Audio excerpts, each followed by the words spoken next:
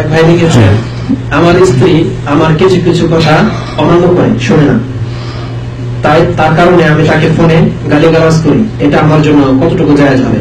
তারপর আবার তিনি লিখেছেন যে আমি এখানকার ইসলামিক সিডি তাকে দিয়েছি শোনার জন্য, সে বলছে আমরা এগুলি ভালো করে জানি, এগুলি শোনার দরকার নেই।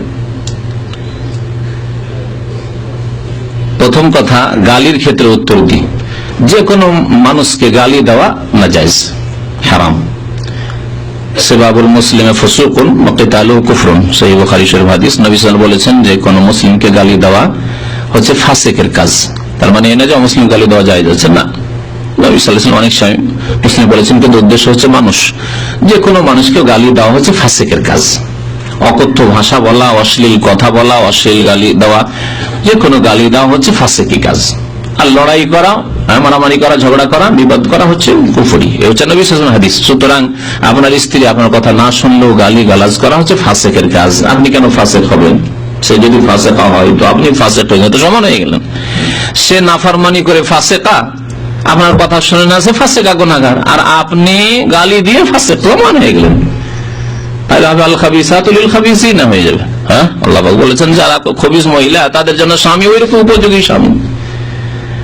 কিন্তু আপনি তাইয়্যিব হয়ে যান, অত্তাইয়্যিবাতু লিত-তাইয়্যিবিনা। আপনি যখন তাইয়্যিব ভালো মানুষ হবেন তো আল্লাহ পাক হয়তো আপনার স্ত্রীকে ভালো করবে। সুতরাং গালি দিয়ে, পায়খানা দিয়ে পায়খানা সাফ করা যায় না, পেশাব দিয়ে পায়খানা সাফ করা যায় না। বরং পানি নেই তো আল্লাহ তেমন মাটি খোঁজ করতে বলেছেন, তেমন করতে বলেছেন। সুতরাং পেশাব দিয়ে পায়খানা সাফ করবে এরকম কাজ করবেন না, বা পেশাব দিয়ে পেশাব সাফ করবেন এইরকম কাজ করবেন না। তারপরে এই যে নাফরমানির কথা বলা হলো, যে আমার কিছু কথা শুনেন না, কেমন ধরনের কথা শুনেন না, এটা আপনাকে দেখতে হবে। যদি এমন হয় যে এমন আদেশ করছে যে আদেশ পালন না করলে মুসলিম থাকবে না, যেমন নামাজ পড়তে বলছে নামাজ পড়ে না, তাহলে এইরকম স্ত্রী রাখা জায়েজ নয়। যেমন এইরকম স্বামীর কাছেও কোন স্ত্রী থাকা জায়েজ না। উপদেশ দেবে, নসিহত করবে কিছুদিন সময়, তার জন্য সারা জীবন যুগ যুগ ধরে চলে যাচ্ছে, বছরকে বছর চলে যাচ্ছে না। যদি নামাজ না পড়ে তাহলে স্ত্রী রাখাও জায়েজ নাই, স্বামীর কাছে কোন নামাজি স্ত্রী থাকাও জায়েজ না। এই মাসলা দুটি ভালো করে মনে রাখেন। সুতরাং আপনি নামাজি হন, না হলে আপনার নামাজি স্ত্রী আপনার কাছে থাকাই জায়েজ নাই। কাফেরের অধীনে কোন মুসলিমের থাকা জায়েজ না। ওই রকম আপনার স্ত্রী যদি নামাজি না হয় তাহলে কুফরি অবস্থা আছে, কাফেরাকে মুসলিম স্ত্রী রূপে রাখবে এরকম জায়েজ নাই, হারাম। আল্লাহ পাক বলেছেন মুমিনদের জন্য আল্লাহ পাক হারাম করেছেন। ওয়ালা তুমসিকু বিইসামিল কাওয়াফির, কুফরির বন্ধনের সাথে তাদেরকে রাখিও না, মানে কুফরির অবস্থায় রয়েছে খবরদার রাখিও না।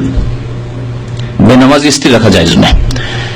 2 নম্বর, একটি কাবিরা গুনার চরিত্র হচ্ছে জিনা, ব্যভিচার, কুকাজ। যদি এইরকম চরিত্র হয় তাহলে রাখা জায়েজ না। বাকি কথা, আমাদের সমাজে কিছু আদেশ আছে যে আদেশগুলি পালন করা হয়তো ওই রকমের ফরজ নয়, যেমন আপনি মনে করছেন। যেমন উদাহরণ দিই, বাংলাদেশের প্রেক্ষাপটে বলছি, অধিকাংশ মানুষ মনে করে যে আমি বিয়ে করে নিয়েছি মানে খরিদ করে তো নিয়ে চলে এসেছি, সুতরাং এখন তোমার বাবার বাড়ি থাকা চলবে না, আমার বাড়ি থাকতে হবে, আর আমি সৌদি আরবে থাকছি।